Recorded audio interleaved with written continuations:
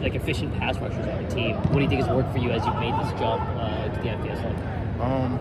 Honestly, just sticking to like my basics, I guess. And I think over the summertime, I kind of lost like time to train because I had gotten like a little fender bender or whatever, and like I was trying to really get my body back, so I couldn't do my normal like off-season routine.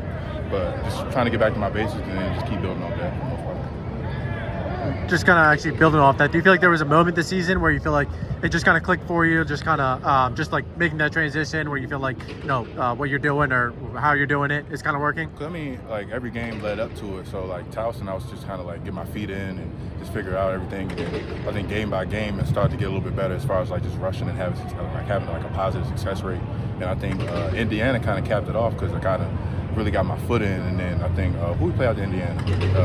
Ohio State. Ohio State. Yeah, I actually got one. So I'm thinking like once I got to Ohio State, and it was Illinois, then Northwestern, and then I think now it's just been trying to just keep building on that. I know like on paper it's like 3 sacks and 10 thirds, like it's okay, but I mean other than that I'm just trying to just make impact with my team. Internally, where do you rank in the, like do you track like where you rank in the team pressures wise? No, I don't even know how to do that. You know. 'Cause I remember last year they said I had like 80 some pressures, and I didn't even know that. So I was like, all right, but how many pressures I have, it's okay as long as I'm getting to the quarterback, helping us win. I ain't really tripping too much. You had a nice play against Michigan where you went out in coverage, made a diving pass breakup. Is that something you? I don't even want to talk about it. Because I could have picked that. I probably would have changed my life if I caught that. But I don't want to like have like a moral victory as far as like me just kind of like getting that play out together. But I just think I'm starting to just maintain my comfortability in coverage and just keep affecting like pass rush wise and just run stop wise. After the Ohio State game, Locks was talking about how he could sense in the locker room that the loss is going to linger a little bit. Did you feel the same way after the Michigan loss? At the Michigan loss, no. No. Because for the most part, I feel like we came out, we fought hard. I mean, we almost gave it away again in the first quarter, but I think Coach talked about like breakthrough, like especially like the whole last week. I feel like we kind of like broke through ourselves when we played Michigan. I know a lot of stuff didn't go our way. We didn't get some calls, a lot of self-inflicted wounds, but I feel like we kind of broke through in the instance of fact. Like we've seen like throughout the year where like things may happen and it just trickles down. It's like it's no comeback from that. But I think it's like something happened in the first quarter, and then we just pushed it aside, and then we just picked it up, and we gave them 11 points. And if we didn't give them 11 points, then what's the outcome? You know what I mean? So I think we kind of got a breakthrough in that instance. How long were you looking back on that 39 I still lost a little sleep over it last night, but I feel like the plays always come back, especially because I remember I didn't get a pick six on Charlotte, and then I had another chance to get a pick six, and UVA didn't capitalize on it, but it came. So I think knowing that, I think it's going to come back again.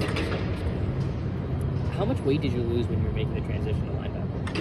Honestly, I gained. Oh, really? Yeah, because at St. Francis, I got there around like 245, and I tried to maintain like that, and then I got down to like 237. And then once I came here, I got to like 255, and then now I'm 245. Because fluctuates throughout the season and stuff like that. So as long as I'm between the 240 and 250, like throughout the season, I'm cool with that. And in the off season, we pick it back up. Just like part of the reason you came here is boosting stock and doing all that kind of stuff to get to the next level. What's it like, maintaining the team success and all that kind of stuff, but also measuring yourself personally to make sure you can get it? I mean, honestly, it's just. Like worrying about like individual stuff, I think it kind of like takes you away from the team aspect, and it kind of just worrying about like winning and impacting like especially like big plays and just impacting like the young guys as a whole, especially because I'm an older guy. So I think just worrying about just team success, and I think team camaraderie and everything like that. I think it'll kind of be better on me as like individually, because I think people will see that and then it'll start to show like collectively. Loxley mentioned in today's press conference that he would love to have you back for another year. Have you thought at all about your future? Not really. I'm just honestly just one of those things where it's like a wait and see kind of thing. But for the most part, I'm just staying in the moment and just trying to finish the week out strong, and then we got a bowl game, so see where we're gonna go after that. And, honestly, I'm not really tripping about trying to make a jump or try to come back or this, that, and third. I'm just wherever people need me to be, I'll be there. So it's all good. Do you have an idea of like when you'll be looking to make that decision? What's going to go into that decision? I don't know. Because I don't even know how to make the decision. I just see other people make it, and you know, especially like from the outside looking in. So like now that I'm like in the scenario, it's kind of different, like knowing like whether I'm actually make a decision or they gonna make it or like really what's gonna happen. So I'm just trying to like stay in the moment and just, you know, be humble about it. I think you might have the funniest Twitter account. I have a great time. Twitter is probably the best app in America, but it's crazy because like it used to be better, but like now it's kind of, you know, kind of died down just because of the whole like ownership change and stuff like that. But I think it'll start to pick back up. But I just like have a good time and just speak my mind and, you know, not do anything like, you know, dumb on there or whatever. But, you know, just try to have a good time. I like the SpongeBob clips a lot. Good SpongeBob.